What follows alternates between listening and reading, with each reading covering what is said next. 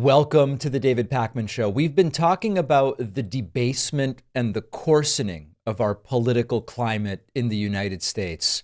And Exhibit A in making such a case would be the first cabinet meeting of the new administration, which took place yesterday. Yes, Elon Musk was there. Why? We don't know, but he was, and we'll talk about it. Yes, Donald Trump used the words, what were they? Bloated? Disgusting, something else. We will talk about it. But one of the most disturbing moments in the first cabinet meeting yesterday was Secretary of Health and Human Services Robert F. Kennedy Jr., Bobby, right? As Trump likes to say, brushing off as typical, as normal, as not a big deal, that there is a massive measles outbreak in Texas. Now, Robert F. Kennedy Jr. isn't stupid. He's wrong about a lot of things, but he's not stupid. And so he knows exactly how to respond to try to minimize the importance of this outbreak, but he's missing a couple of key elements. And by the way, a child has now died thanks to the anti-vax caused measles outbreak in Texas. So let's listen to what Bobby had to say, and then we'll talk about the details. There's a measles outbreak in Texas at the moment in which a child is reported to have died. Do you have concerns about that, and have you asked Secretary Kennedy to look into that? Well, why don't we, Bobby, you want to speak on that? No, we are following the measles epidemic every day. I think there's 124 people who have contracted measles at this point, mainly in Gaines County, Texas. Mainly, we're told in the Mennonite community, there are 2 people who have died, we're watching it, and there are about 20 people hospitalized, mainly for quarantine. We're watching it. We put out a post on it yesterday, and we're going to continue to follow it. It's just, there's a little epidemic, a little bit of an outbreak here. Now, a few of the things that are critical to understand that Bobby doesn't mention is it's mostly in the Mennonite community. What characteristic, what tradition, what reticence to do something is common to the Mennonite community that might explain this? Oh, that many of them don't vaccinate their children might be a key thing to say. It also might be relevant for the Secretary of Health and Human Services to say, hey, here's the thing.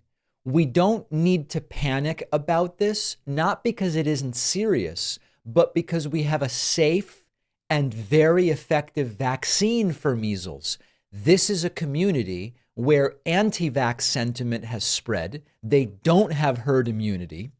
But what the American people can do, if you're worried about your kids, we can keep our own kids and everybody safe by getting the very safe and very effective measles vaccine. That would have been the thing to say as the top cabinet level health official of the United States of America, but he didn't say that. And instead, he just sort of downplayed the whole thing. Now, measles outbreaks are not normal in the modern era.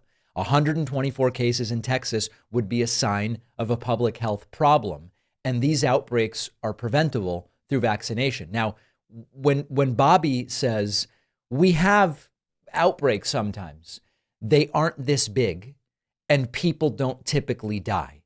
Measles is very contagious. It's very dangerous. And what we have here is an under-vaccination caused situation.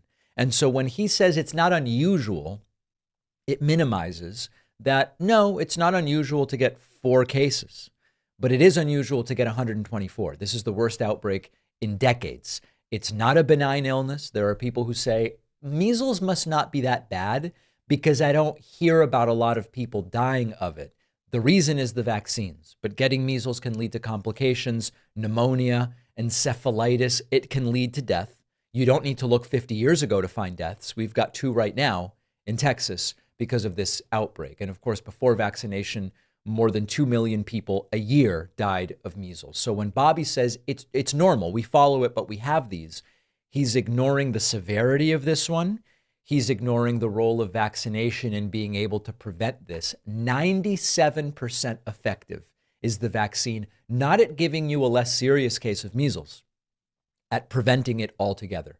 And you do need about 95% of the population to be vaccinated to achieve what's called herd immunity, protects those who can't be vaccinated, infants, immunocompromised people. I spoke on the award-winning and world-famous bonus show yesterday about how when my daughter was 7 months old, she had not yet received her MMR because you get it at 12 months typically. And we went to the pediatrician and I said with tears in my eyes, ma'am, what about going to England? Should we be worried about taking her to England, which we did when she was 7 months old, because she hasn't yet had this vaccine? And the pediatrician looked at me with a straight face. A tear welled up in the corner of her eye and it started dropping and sort of traced the curvature of her mouth.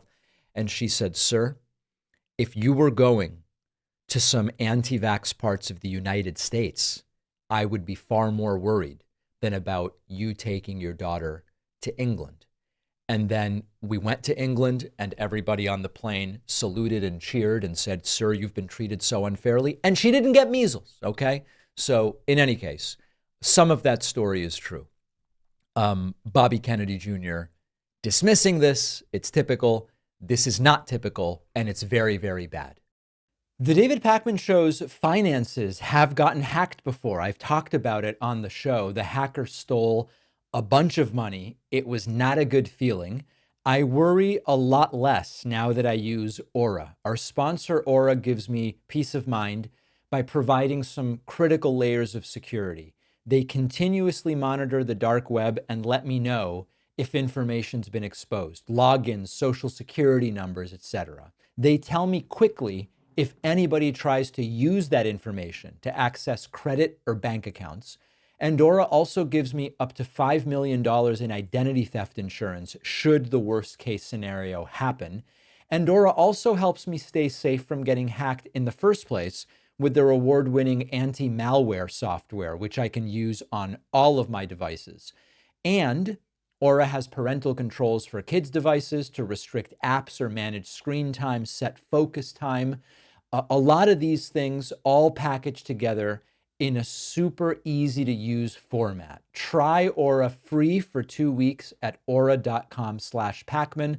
It only takes a few seconds using the free trial to see if your usernames and passwords are already on the dark web. The link is in the description.